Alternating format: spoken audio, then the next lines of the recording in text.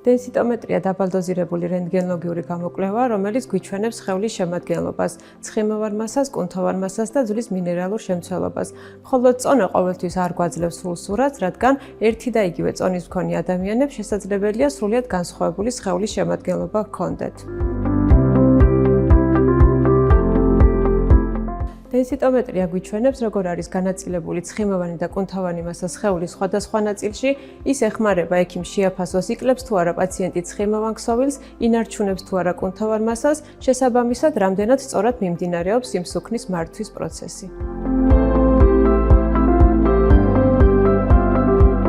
Densitometrია დაბალდოზირებული რენტგენოლოგიური გამოკვლევაა და სხივების დოზა მინიმალურია. წინასწარ მომზადებას არ საჭიროებს, გამოკვლევა კი სწრაფად და უმტკინეულად მიმდინარეობს. გამოკვლევის დასრულების შემდეგ პაციენტს შეუძლია ჩვეულებრივად გააგრძელოს დღე. როგორც ყველა რენტგენოლოგიური გამოკვლევის შემთხვევაში, densitometrია ტარდება მხოლოდ მაშინ, როდესაც ამის ჩვენება არსებობს. კვლევის მიზანშეწონილობას კი ექიმი ენდოკრინოლოგი ინდივიდუალურად აფასებს პაციენტის ჩივილის, კლინიკური მდგომარეობის და კლინიკური მიზნების გათვალისწინებით.